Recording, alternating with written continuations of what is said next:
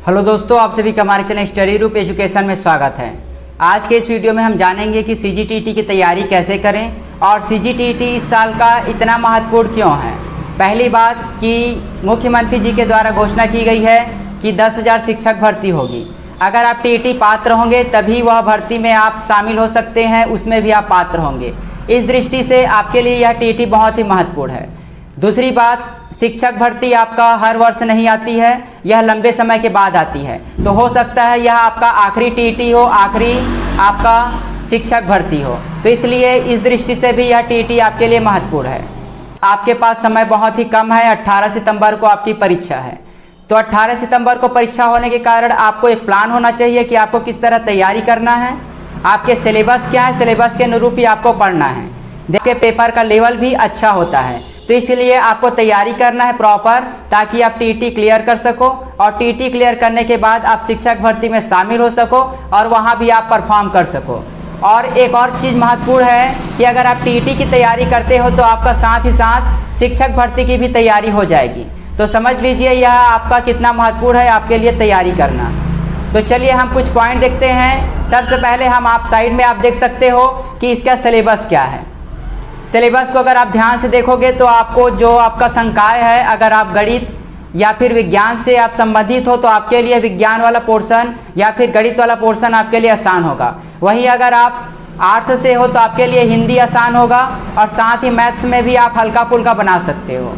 तो ये आपका स्ट्रैटेजी होना चाहिए कि आपको कौन से सब्जेक्ट करना है, कौन सा सब्जेक्ट आपके लिए आसान है। और एक और महत्वपूर्ण चीज़, अगर आप इससे पहले टीईटी की परीक्षा दे चुके हो तो आपको एक चीज़ ध्यान रखना है कि आप जिस बुक से पढ़े हो उसी बुक से आपको पढ़ना है, क्योंकि नया बुक अगर आप परचेस करोगे तो नए बुक में नई चीज़ें दी रहेगी और जो आपके लिए सीखने में मदद नहीं करेगा। अगर आप पुरानी चीज़ों को पढ़ोगे, क्योंकि चीज़ें आपका वही है, बाल विकास और शिक्षा शास्त्र विषय में आपके जितने भी बुक हैं सारे में कंटेंट लगभग सेम होते हैं, बस ज़रूरत है आपको पढ़ने की। तो अगर आप सेम बुक को पढ़ोगे पिछले जो आपने टीईटी दी है तो आपके लिए वो आसान होगा।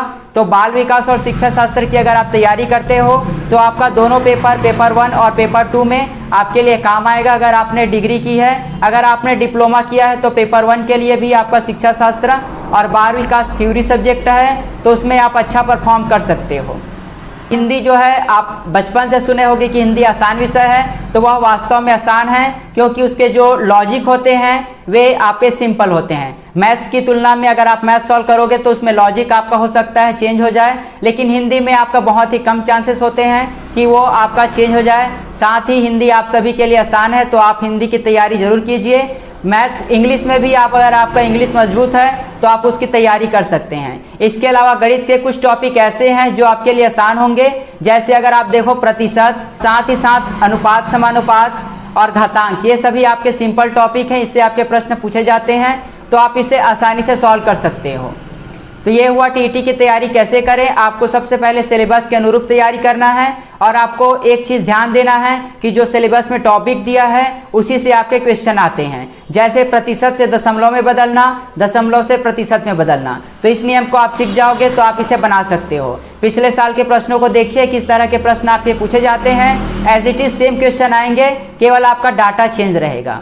तो ये हुआ सीजीटीटी की तैयारी कैसे करें। आप सबसे पहले एक ऐसा पोर्शन सेलेक्ट कीजिए जो आपको आसान लगता है, उस पोर्शन को आप मजबूत कीजिए।